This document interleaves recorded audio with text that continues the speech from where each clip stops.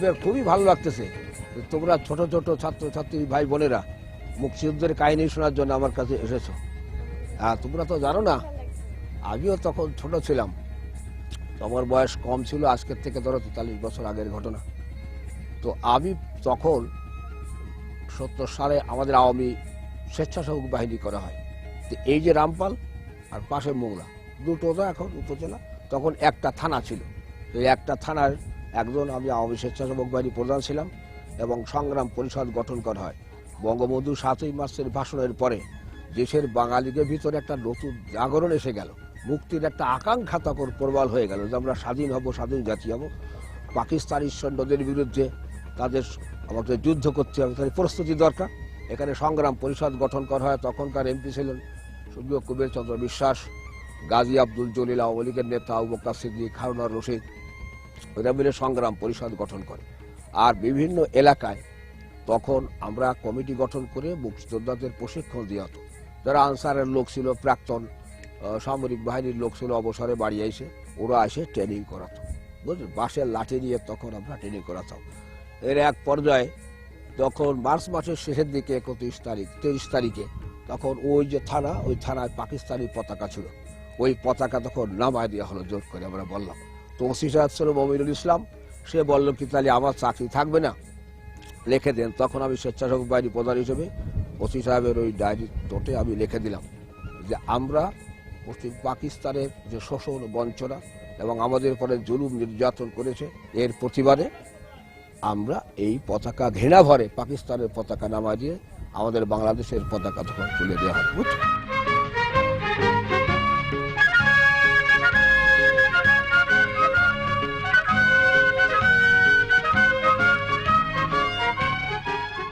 এই যে যেখানে আমরা দাঁড়ায় রয়েছি না, এটা নদী এখানে ছিল না, আজকে সংকীর্ণ হয়ে গেছে নদী, তাই না? খরস্রোতা নদী ছিল। ওই যে জায়গা দেখাচ্ছে এই বট গাছ না, ওইখানে নদী ছিল, কাঠের তোমার ফল ছিল। আর ওইখানে জির গাছ, ওই যে লম্বা লম্বা শির আছে না, জির গাছ, এই জির গাছ ছিল, দারুণ স্রোত ছিল। ওইখানে কাঠের ফলের পরে রাজাকার বাহিনীরা, রাজাকার, তাই না, তারা শান্তি কমিটির লোকেরা, ওই মুসলিম লীগের লোকরা মিলে শান্তি কমিটি করে, জামাত ইসলামের তা রাজাকার করে, আর মতিউর রহমান নিজামীর দল তারা আল বদর করে, বুদ্ধিমান লোকজন মারার জন্য, শিক্ষিত বাঙালিকে মারে ফেলার জন্য ওই দল গঠন করে। তারা মিলে ওই যে ডাক বাংলা আছে ওইখানে, ওই ডাক বাংলায় ওরা থাকতো, রাজাকার কমান্ডার রজব আলী ওখানে থাকতো। ওইখানে টুকুর ডিপু আছে, ডিপুর পিছনে এরা পোল ছিল, পিলার পাকা করা, উপরে স্ল্যাব জমানো, ওখানে যারা দাঁড়িয়ে দাঁড়িয়ে গুলি করে করে অসংখ্য মানুষকে তারা গুলি করে করে ধরে নিয়ে এসে মাত্র। তাদের অপরাধ ছিল তারা দেশকে ভালোবাসে, তারা স্বাধীনতা চায়।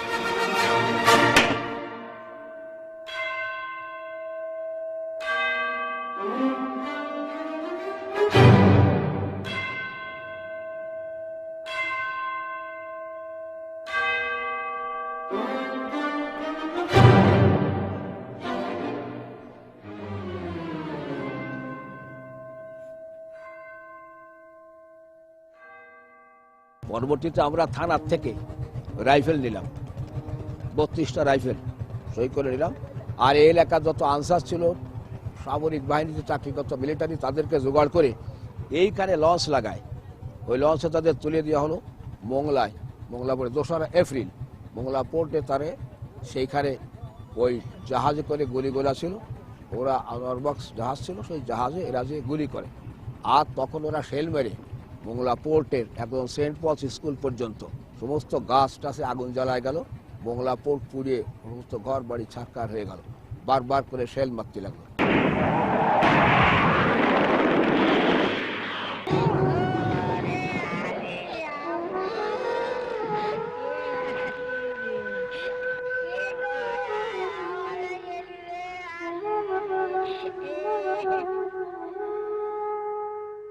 তার পরবর্তীতে আমাদের ওই লোকজনরা ফিরে চলে আসে। এই প্রথম হচ্ছে এই এলাকায় যুদ্ধ শুরু 2রা এপ্রিল মোংলা বন্দরে। এপ্রিল মাসের 10 তারিখে আমাদের তখন স্বেচ্ছাসেবক বাহিনী প্রধান কামরুজ্জামান টুকু, পিরোজপুরের অনিল অ্যাডভোকেট, আর বাগেরহাট পিসি কলেজের শামসুল হক প্রফেসর সাহেব, আর বাগেরহাট খানজানির দিঘিরপাড়ের মন্টু মিয়া, এই কয়জন আমাদের গ্রামের বাড়ি চিত্রায় চলে আসে। তো আমাদের বাড়ি আসে রাত্রি থাকে, ভোরে আমাদের বাড়ি থেকে নৌকা যায়। এই নৌকা করে আমরা কয়জন বসিরহাটে চলে গেলাম, যে 1-2 দিন সেখানে থাকলাম।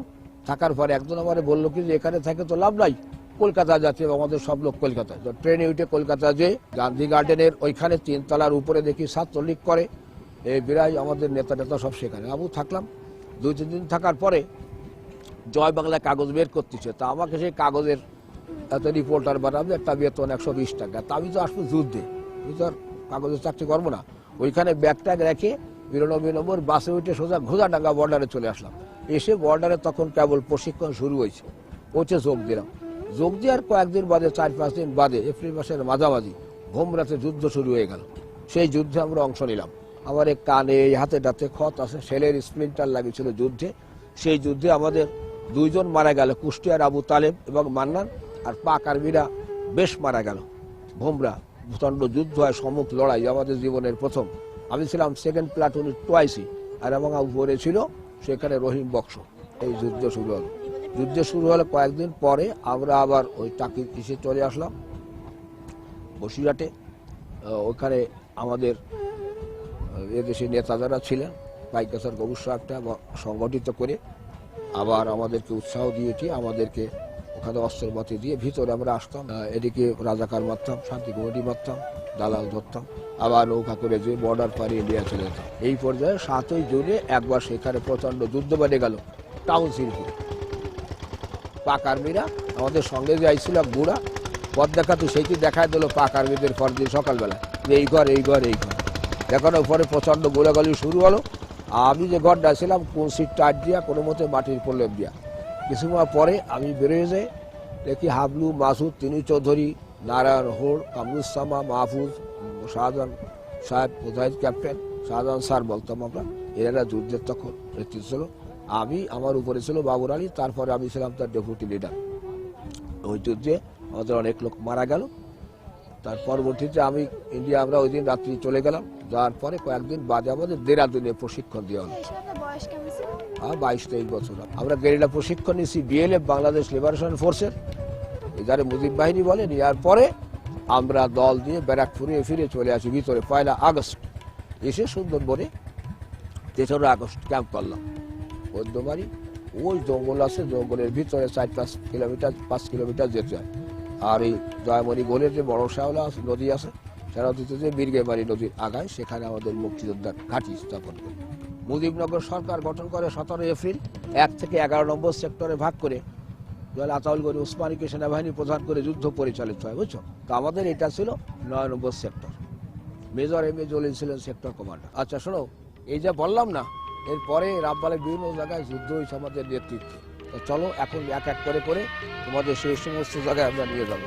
আমার দেশের মাটি তোমার পরে ঠেকাই মাথা, ও আমার দেশের মাটি তোমার পরে ঠেকাই মাথা।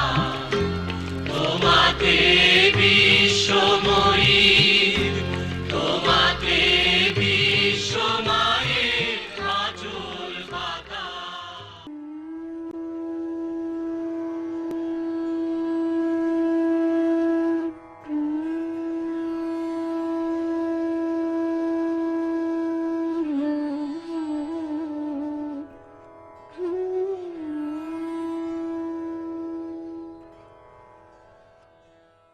এই যে জায়গাটার নাম তোমরা জানো, এটা কারখানবেল ঠাকুরানের দিকে রাজনগর ইউনিয়নের একটা প্রাণকেন্দ্র। এটা এইখানে মুক্তিযুদ্ধের ঘাঁটির করার কথা চিন্তা করা হলো কেন? এই অঞ্চলটা ছিল হিন্দুদের অধ্যুষিত এলাকা, তারা কেউ ছিল না। সব যুদ্ধের শুরু থেকে, প্রথম থেকে ওই এপ্রিল মাসের ভিতরেই সব শরণার্থী হিসেবে ইন্ডিয়া চলে যায় প্রাণ ভয়। এই অঞ্চলে মুসলমানদের কিছু কিছু বাস ছিল। আর এই দিঘিটা এমন একটা জায়গায় হয়েছে, চিন্তা করা হলো যে পাক রাজাকাররা এই ঘাটিতে আসতে পারবে, এদিকটা আসতে দেখা যাবে, এদিক থেকে পাক বাহিনীরা, নৌবাহিনী যখন কিছু আসতে লাগলে দেখা যাবে। এই জন্যই এই জায়গাটা ঘাঁটি স্থাপন করা হলো। 21 তারিখে রাত্রে নৌকা করে, ওরা 10টা নৌকা করে সমস্ত যুদ্ধের সরঞ্জাম নিয়ে এইখানে এসে ঘাঁটি স্থাপন করা হলো। ক্যাপ্টেন আফজাল হোসেনের নেতৃত্বে। আর আমি তার কয়েকদিন আগে এই এলাকায় আমার সহযোগী আরো 15 জন সহ আমাদের অস্ত্রশস্ত্র নিয়ে আমরা এই এলাকা অবস্থান করলাম। উনি এখানে আসার পরে এইখানে এসে ওনার সহযোগী হয়ে যোগদান করলো। প্রথমে পরিকল্পনা করা হলো এই যে দিঘির চারদিকে বিরাট দিঘি তো, যে মোটা মোটা গাছ না, মোটা মোটা গাছের এখানে বাংকার তৈরি করা হলো। এখানে আমাদের যাতে থাকা যায়, শত্রুর আক্রমণ থেকে বাংকার রক্ষা করে। প্রথম দিকে করা হলো আব্দুল মালিক নামে একজন লোককে, ওই জানার সময় ইজতদার বাড়ি দেখা গেছে, বললাম আমরা ওই আম গাছে উঠায় দিয়ে বলে একটা দোনালা বন্দুক দিয়ে বলা হলো, তুমি যদি রাজাকার বা অন্য শান্তি কমিটিরা অন্য কেউ জোট বন্ধবে আসতে থাকে, তুমি ওর তো গুলি করলি, তার মানে একটা শব্দ করে দিবা যে আমরা টের পাবো, অ্যালার্ট, সতর্ক হয়ে গেলাম। কিন্তু সে ভুল করবে, গুলিটা আর করতে পারেনি। পরবর্তীতে যখন চলে আসে ভিতরে, ওরা চলে আসে, তখন এদিকে দেখা গেছে চলে আসে, তখন আস্তে আস্তে গুলি শুরু হয়েছে। তারাও গুলি করেছে, আমাদের পক্ষ তো প্রচন্ড গুলি হয়েছে।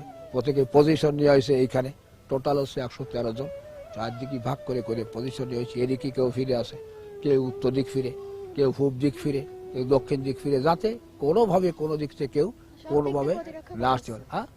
হ্যাঁ, সব থেকে একটা একটা প্রতিরক্ষা ব্যবস্থা তৈরি করা হলো। সকালের দিকে ওরা আসলে গোলাগুলি শুরু হলো, ওরাও করে, আমাদের পক্ষ তো গোলাগুলি করা হয়, ওরাও করা হয়। এইভাবে গোলাগুলি করতে করতে শেষে দেখা গেল যে রাজাকাররা কাছাকাছি চলে আসে জোটবদ্ধ। এখান থেকে নৌবাহিনীর বোট থেকে তারা শেল মারতে লাগলো।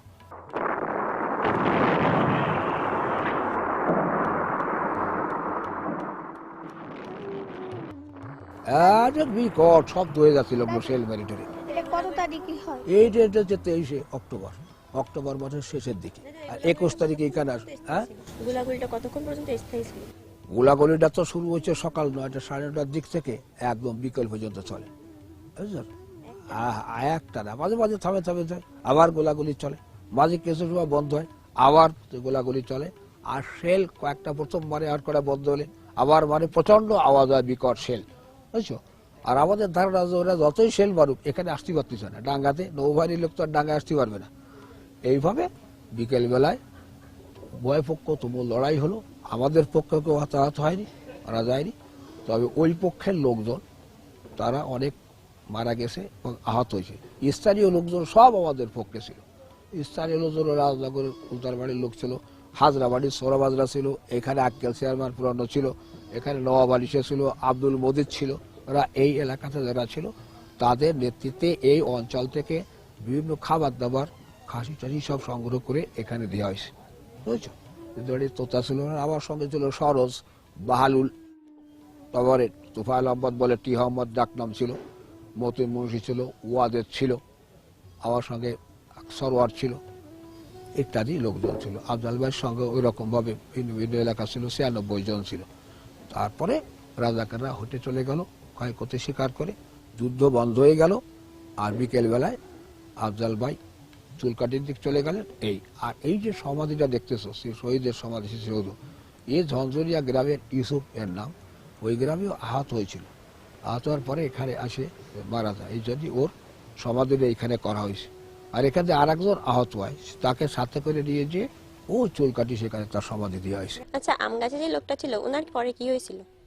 ও সে পরবর্তীতে এই যে ঘুরে ঘুরে এসে এখানে যোগ দিল। আম গাছের লোকটাকে গুলি করতে পারেনি, বুঝেছো? গুলি তো হলো আস্তে আস্তে নামিয়ে, ও তো চেনে এই এলাকার লোক, গ্রামের ভিতর থেকে এখানে আবার চলে আসে। এই যুদ্ধটা কতটা ভয়াবহ ছিল? এই অঞ্চলে ওই তো প্রথম সবচেয়ে বড় যুদ্ধ।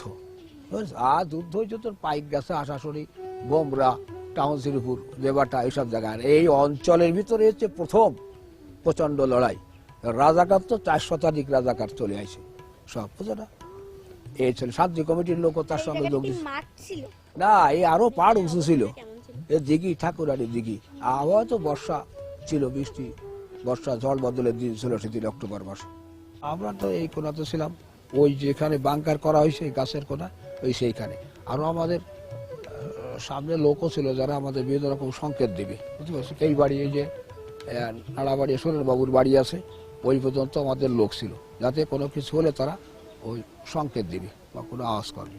আমরা একটা বাড়ি আশ্রয় নিয়ে একজনকে খাবার কিনতে পাঠাই দিই, লতিফ তার নাম ছিল, যে কিছু চাল ডাল কিনে নিয়ে আসো।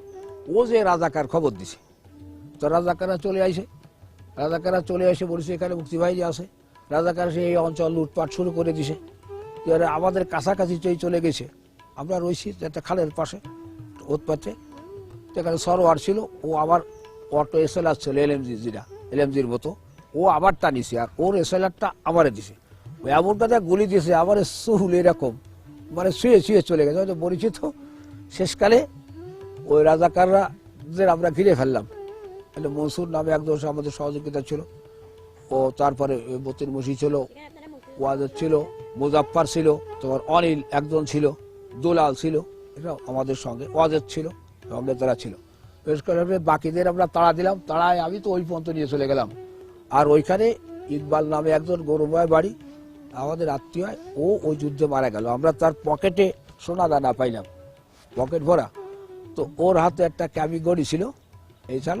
পরবর্তীতে ওর ভাই এবং আর একজন এসে ওরে নিয়ে গেল, কিন্তু ঘড়ি ওর হাতে ছিল। এই যে এ পর্যন্ত যা বললাম, এইখানকার যে যুদ্ধ হয়েছিল 28 অক্টোবর 71 সালে শেষ। আমাদের আরো অনেক জায়গায় অনেক যুদ্ধের কর্মকাণ্ড আছে, গণহত্যা আছে। আমরা পরবর্তীতে সেইখানে আমরা চলে যাব।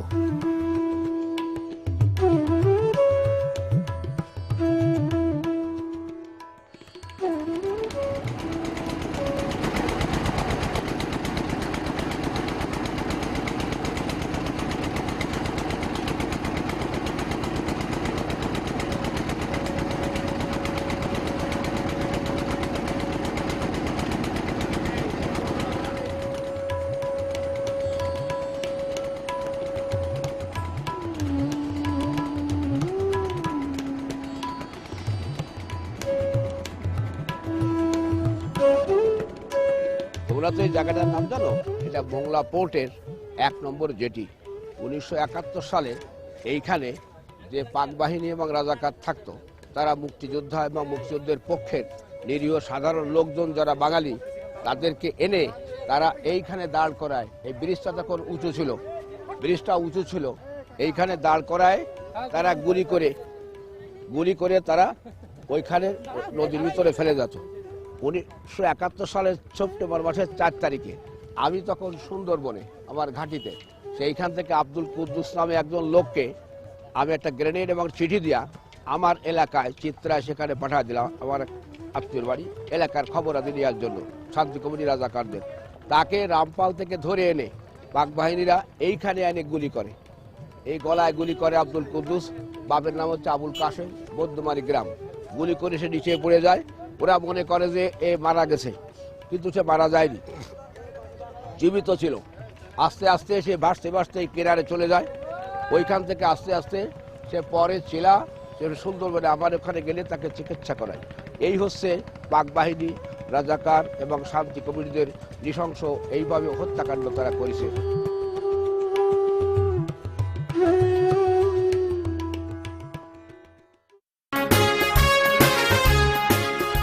মুক্তিযুদ্ধকে জানো ৭৩তম পর্বের কুইজ। ৯ নম্বর সেক্টরের সেক্টর কমান্ডার কে ছিলেন? A major M A Jalil, B major Nazmul Haque, C major Mir Shawkat Ali, D major Chittaranjan Dutta.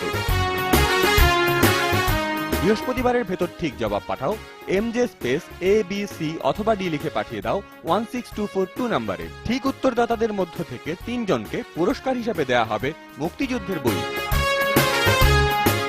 মুক্তিযুদ্ধকে জানো ৭২তম পর্বের কুইজের ফলাফল। প্রশ্ন ছিল রাজাকাররা শাঁখারীকাঠি বাজারে কত তারিখে ৪২ জনকে হত্যা করে? সঠিক উত্তর সি ৫ই নভেম্বর ১৯৭১। এই পর্বের বিজয়ীরা সোহেল, শ্রাবণী ও এহসান। যথাসময়ে তোমাদের ঠিকানায় পৌঁছে যাবে পুরস্কার।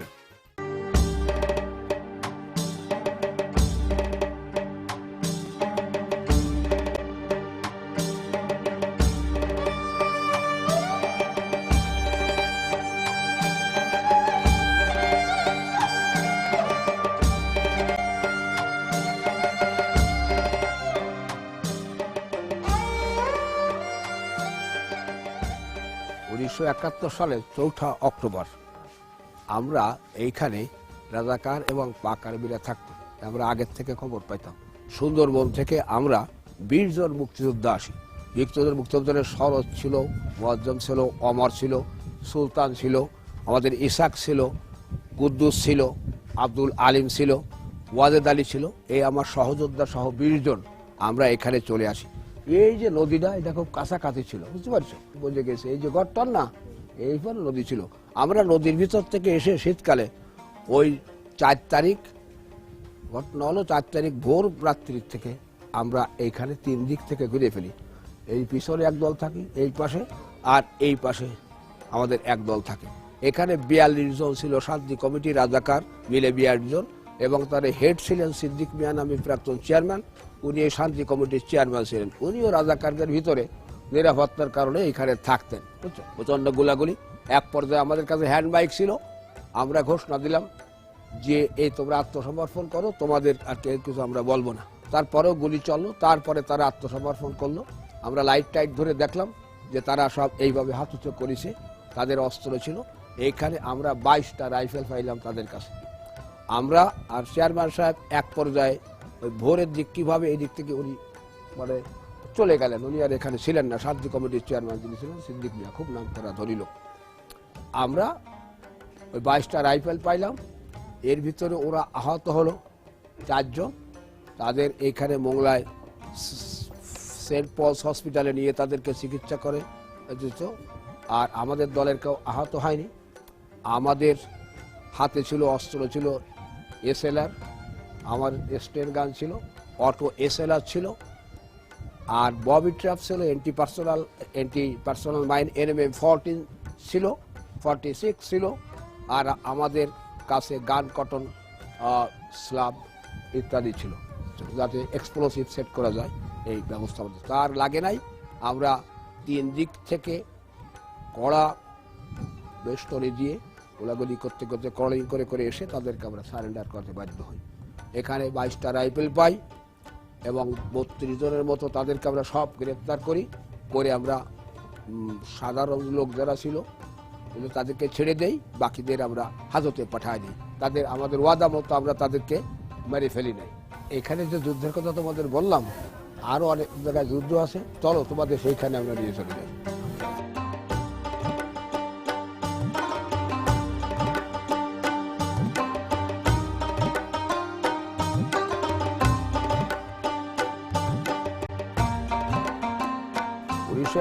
সালে 9 ডিসেম্বর তারিখ আমি সুন্দরবনের ভিতরে আমার যে ঘাঁটি ছিল, বদ্যমারি ঘাঁটি বলতাম আমরা, ওই ঘাঁটির থেকে 9 ডিসেম্বর আমরা ওই ছোট ছোট নেভির যে বোট আছে তাই ট্রলারে করে, নৌকায় করে আমরা 156-57 জন মুক্তিযোদ্ধা সেখান থেকে চলে আসি। এবং এদিক ওদিক যারা ছিল তারা আমাদের সঙ্গে এসে যোগ দেয়। এসে এইখানে আমরা ঘাঁটি গাড়ি, এখানে সেটা আমাদের আর্মস ঠিকঠাক করে রাখা হয়েছে। আমাদের পোশাক আশাক অন্য দাদা ছিল সব নিচেই পাক শাক করা হচ্ছে, এরা খাবে। আর একটা ট্রুপ পাঠা দিয়েছি বুড়িরডাঙ্গাতে, শান্তি কমিটি এবং রাজাকার যা পায় তাদেরকে সেইভাবে ধরে সাহায্য করা। ইতিমধ্যে বাগেরহাটের দেবদাস সমাদ্দারের নেতৃত্বে আমাদের BLF এর একটা টিম ছিল। 1 নম্বর জেটির থেকে আমি বেঙ্গল ওয়াটারওয়েজ লঞ্চ আছে, ওই লঞ্চে তুলে দিয়ে চলে আসতেছি। মাইকে প্রচারে নামায় দেওয়া হয়েছে, এটা মুক্তাঞ্চল, আমরা এখন জনসভা করব। মুক্তিকামী জনতা, মুক্তিযোদ্ধাদের মহাসমাবেশ এইখানে হবে। হাটে আসার সময় এই পথে আসে আমি দেখি কি এই প্লেন একটা চক্কর দিচ্ছে এবং বড় বড় বরফের খণ্ড, যেমন শিল পড়ে না, শিলা বৃষ্টি হয়, ওরকম নদীর ভিতরে সব ধয়ে যাচ্ছে। ব্যাপারটা কি আমি তো বুঝতে পারিনি। পরে একটু পরে এই কোনায় যখন আইসি, প্রচন্ড শব্দ, ওরা উপর থেকে ওই শেল নিক্ষেপ করেছে। এই যে এইখানে, এই যে পুরনো থানাটা হচ্ছে এইখানে, দেখো। আর এই জায়গাতে থানায় যে সমস্ত লোক মামলা মোকদ্দমার জন্য আমি আসতো, ওখানে এই 5 ইঞ্চি ওয়াল দিয়ে গাঁথা টিনের এইরকম ছাউনি ছিল, ওইখানে লোক এসে রোজ তো ধরিয়ে দাঁড়াতো। ওই জায়গাতে আমাদের লোকজন ছিল, অনেক লোক তখন চলে আসে। এই অবস্থায় ওই শেলের গোলা নিক্ষেপ হয়েছে। এই মাঠে প্রচন্ড পুকুরির মতো হয়ে গেছে। 34 জন বিভিন্ন মানুষ, সব মুক্তিযোদ্ধা না, সাধারণ মানুষ, এমনি মানুষ মারাত্মক আহত হয়েছে। আর মুজিবার নামে একটা ছেলে এইখানে স্পট ডেট, তার পরে পাওয়া গেছে। এই যে আমাদের উপরে গোলা নিক্ষেপ হলো, কারণ হচ্ছে কি নৌবাহিনীর একটা দল মুক্তিযোদ্ধা, তারা পাশে হারবার মাস্টারের লঞ্চ ছিল, ওই লঞ্চে তারা আসে ওই ইসে থাকতেছে ওপার বার্স ফ্ল্যাট, যা মাল ভর্তি রয়েছে, চাল টাল সব তারা টানি নিয়ে যাচ্ছে। তখন আমি বললাম যে নিয়ে যাচ্ছে কেন? আমি যে বললাম don't move an inch, this is my national property. আমার ছেলে রিভলভার ছিল। আরে আমি বাড়িতে খাটো মানুষ, আমার এত গুরুত্ব দিচ্ছে না। তা বলছে যে আমি অমুকের খালাতো ভাই, আমার নেতার কথা বলছে, ডাউন উইথ ইউর ব্রাদারলিনেস, তোমার ভাই ব্রাদার ওসব কোনো কথা বলি হবে না। তোমরা কয়জন লোক? তা বলতেছে আমরা 300 লোক। তাহলে যাও, ওখানে চাল টাল যা আছে নিয়ে চলে যাও। এই গেছে, কিন্তু ওই যে রাগ রয়ে গেছে, আমি গুলি করতে চাইছি। ওরা ওই নেভির লোক ছিল, এক্স নেভির লোক, প্রাক্তন নৌবাহিনীর লোক। ওরা ওই হারবার মাস্টার ওইখান থেকে ওয়্যারলেসে ওই মিত্র বাহিনীর প্লেনে খবর দিছে। তারা এসে তখন, যেহেতু আর্মির জিপ এখানে রয়েছে, তলোয়ার যারা জিপ পাচ্ছে, ওই দেখে মনে করছে সত্যি ওই ইনফরমেশনটা ঠিক আছে, তাই তারা এসে বোমা মারিছে আমাদের পরে। রামপাল থানায় আমাদের যে প্রশাসন ব্যবস্থা ছিল আমাদের কন্ট্রোলে আমরা নিয়ে নিলাম। থানার আমরা যা বলতাম সেভাবে চলতো। আর বিভিন্ন রকম টিম করে করে মুক্তিযোদ্ধার বিভিন্ন এলাকায় শান্তি কমিটি, রাজাকার, যেখানে যা পাতো ধরে রামপাল থানা আনা হলো। বর্তমান রামপাল থানার যে উপজেলা যে বিল্ডিংটা, অফিসটা, ওর উপরে যখন সার্কেল অফিসার ছিল, অফিসার থাকতো, তার পাশে আমাদের অফিস করলাম। ওই রাজাকার বিভিন্ন জায়গার থেকে আমরা ধরে ধরে আনতাম, এনে সমস্ত তাদের আর্মসটা থাকতো, সেগুলো নিয়ে তারপর তাদেরকে আদতে জেলে দিয়ে দিতাম। ওই কদিন মূলত আমাদের কন্ট্রোলে, শুধু ওই তারিখ না, 31শে জানুয়ারি 72 সাল অস্ত্র ঢাকায় সমর্পণ করতে যাওয়ার আগ পর্যন্ত এই রামপাল মোংলার সমস্ত প্রশাসন আমার দায়িত্বে ছিল।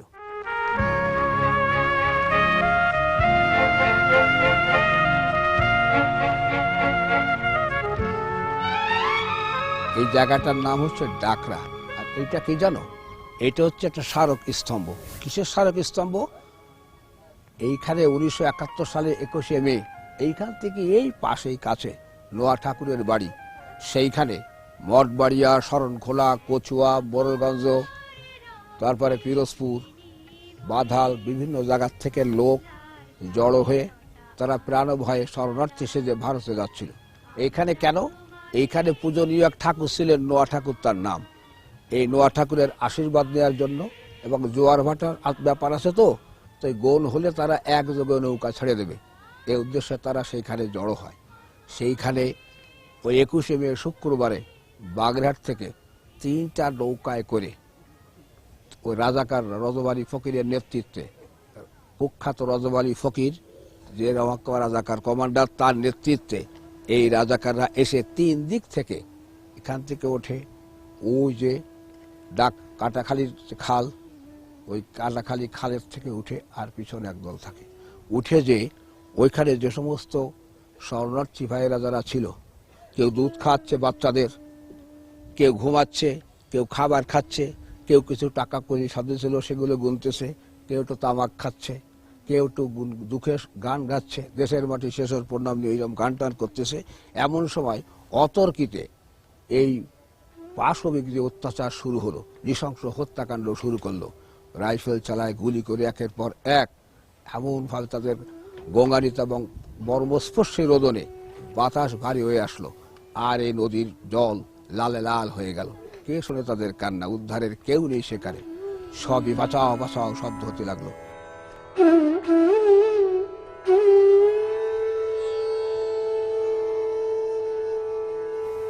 এখানে যারা মারা গেছে তাদের আত্মীয় স্বজন এমন কেউ আছে? হ্যাঁ, আছে আছে। ওই এক ভদ্রলোক আছে। বড়দা, এদিকে আসেন, এদিকে আসেন, আসেন আসেন। ওনার বাবা ভাই এখানেই মারা গেছে। বড়দা, এই প্রজন্মের ছেলে মেয়েরা আসছে ওই স্বাধীনতা সম্পর্কে 21শে মে ডাকরায় যে গণহত্যা হয়েছিল না রজব আলী কর্তৃক, সেই ঘটনাটা একটু জানার জন্য এই ছেলে মেয়েরা এখানে আসছে। আপনি যতটুকু জানেন অন্তত এদেরকে জানান, এদেরকে বলেন। আমাদের লুট হয়ে গেল মঙ্গলবারে রাত্রি, লুট হয়ে গেলে আমরা বুধবার দিনে সব চলে যাচ্ছি, আমাদের ডাকরাবাসী সমস্ত। এইখান দিয়ে আমরা রঞ্জাপুর জায়গায়, ওখান দিয়ে আমাদের ফিরে নিয়ে আসো, লঞ্চ যে ফিরে বাড়ি চলো, তোমাদের সব কিছু দিয়ে হবে, চলো। আসলাম বাড়ি, বাড়ি না, বাড়িতে না, ওই ঘরাম বাড়ি, একটা বড় বাড়ি আছে, ওই বাজারে করেছে বাড়ি টাড়ি, তোমরা দেখো এখন নেই কিছু। ওই বড় ওই বাড়িতে ছিলাম রাত্রি, নৌকো টুকো কিনে শুক্রবার দিন আমরা রওনা হবো। আর নোয়াকর্তা নাম করে ওই ঠাকুর বাড়ি একটা বড় বাড়ি আছে, নোয়াকর্তা করে এই দেশের লোক সব ভাইয়ে ওই বাড়িতে গেছে। ওই বাড়িতে মনে হয় 1টার সময় 1:30টার সময় আমি, আমাকে একটা দোকান আছে, আমার একটা মেয়ের নাম দুর্গা, একটা ছেলের নাম গোবিন্দ। গোবিন্দর বয়স 1 বছর, আর মেয়েটা আচ্ছা বড়। আমি একটা দোকান ঘরে শুয়ে আছি, ওই পশ্চিম বাড্ডে খালে দৌড়াচ্ছে, ওইখান দিয়ে গুলির শব্দ টের পেলাম। গুলির শব্দ টের পেয়ে ওইখান দিয়ে দৌড়ে আসলাম। এখন দেখি যে এই মানুষের পাড়ে পাড়া দিয়ে দিয়ে যাচ্ছি এখন ওই ঠাকুর বাড়ির ভিতরে, মানুষ মরা, কেউ কাঁধে নিয়ে জুতো আছে। ওইটায় নামলাম, গোবিন্দর মার সঙ্গে দেখা হলো, না তুমি কি যাবা? আমি কলমে রওনা দিলাম, দাঁড়ানোর সময় নেই।